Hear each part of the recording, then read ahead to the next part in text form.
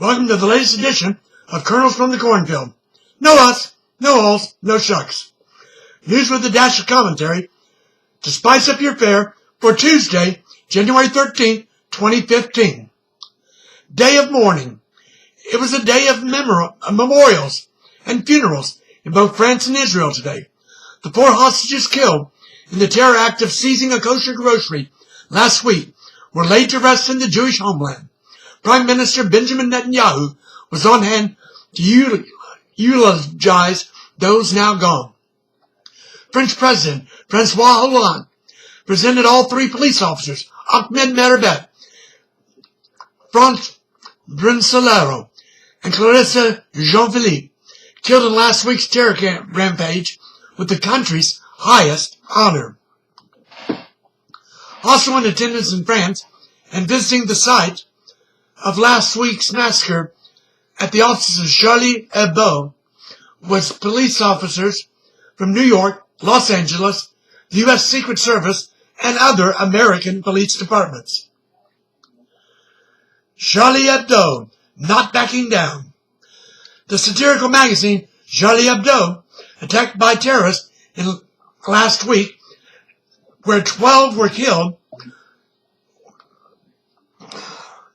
will release a new edition tomorrow. The magazine is printing 3 million copies in English, French, Spanish, and Arabic. Normal print is only 60,000 per issue. The cover cartoon by Luke is of a crying Prophet Muhammad with the French words for I am Charlie underneath and inscribed above, all is forgiven. Instead of shutting the magazine down, the resolve was put through the fire and made stronger. The rest of the Western world united behind free speech, a free press, and freedom of expression. Security beefed up. If you travel by air, expect longer delays and searches before being allowed to board a plane in the US of A. With new threats coming out of Al-Qaeda in the Islamic Maghreb in northern Africa, and the ongoing threat in France with 6 suspected terrorists at large, the U.S. has upped the security threat. Meanwhile, the Nigerian government seems powerless against its homegrown Islamic terror group, Boko Haram. Nigerians are fleeing in the tens of thousands for neighboring Chad. Terrorists seem emboldened and more determined to push the world back to the Dark Ages.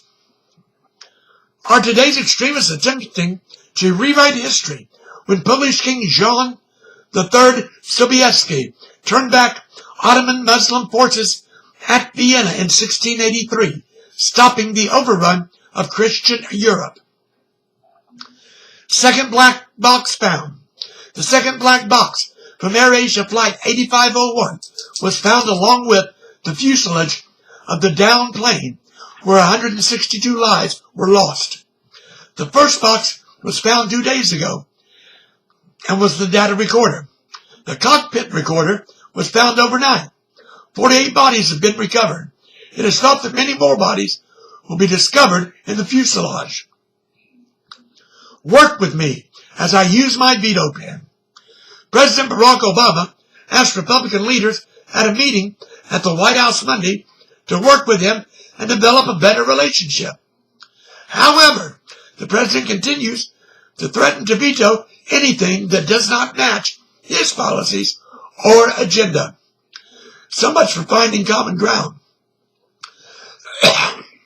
The Congress, Republicans primarily, continue to press on with bill after bill as the president continues to threaten a veto. The Senate is near passing the Keystone Pipeline authorization bill passed by the House last week. The House is pushing on with funding the Department of Homeland Security, but defunding the president's executive order revamping immigration for illegal immigrants, signed late last year. A veto threat is on the table. The House moved to change the 30-hour threshold in the Affordable Care Act back to the traditional 40 hours to be considered full-time. The president threatened veto. Since the year began, 13 days ago, The president has issued 5 veto threats. What was that about working together? Did I mention the bills have been getting some support from Democrats, making the legislation bipartisan? The Oops file. Well, it looks like I may have to revive the Oops file as we get ever closer to the 2016 presidential race. But today's file comes not from a presidential candidate, but from the boneheaded comparison by a Republican congressman of President Barack Obama and Adolf Hitler. The congressman, Texas Representative Randy Weber, has since apologized. Weber quipped, even Adolf Hitler thought it more important than Obama to get to Paris for all the wrong reasons. Obama couldn't do it for the right reasons. When will politicians learn it is their tongues which are their most dangerous enemy they have? Full-time is 40 hours. In a new poll, 60% of the nation say that 40, not 30 hours, is full-time. That majority also support the efforts by Republicans in Congress to change the 30-hour rule in the Affordable Care Act back to 40 hours to kick in the employer mandate.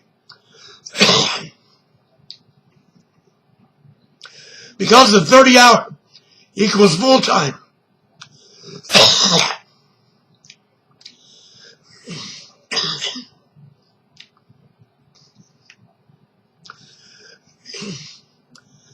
Mandated in the law.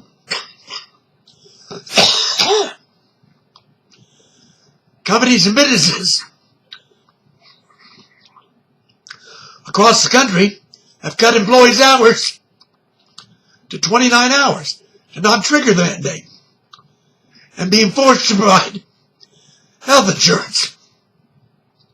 I, for one, agree that full-time work means working 40 hours per week. Sports bone. In the first ever National College Football Championship, the Oregon Ducks were no match for the Ohio State Buckeyes. The Buckeyes knocked the Ducks 42-20 Monday. Columbus, Ohio police officers, however, were videotaped indiscriminately pepper spraying students and fans celebrating the win. The celebrants were not rioting or looting or turning over cars. They were simply in the streets dancing, yelling, and celebrating. Okay, so there were some fires. And some were bouncing around on the frozen lake.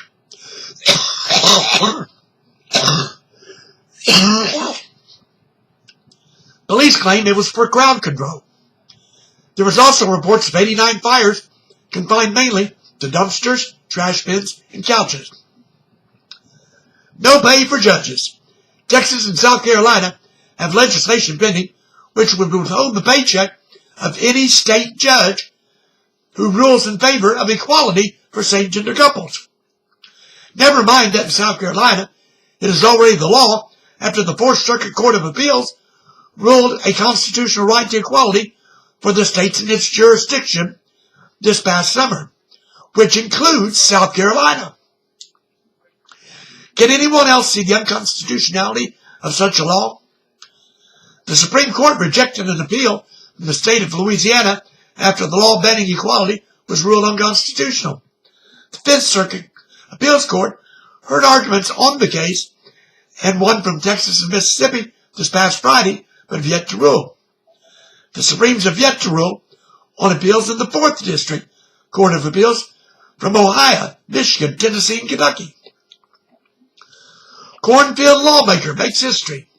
Indiana Democratic 7th District Representative Andre Carson has been named by House Minority Leader Nancy Pelosi to be a member of the House Intelligence Committee. What is historic is that Carson will be the first Muslim to sit on a Congressional Intelligence Committee in either chamber. Carson's district includes Indianapolis, the state capital, and Bloomington, home of Indiana University. That's what caught my attention for Tuesday, January 13th, 2015. Tune in tomorrow for another episode of Kernels from the Cornfield. I am Mark Ivy. Good evening.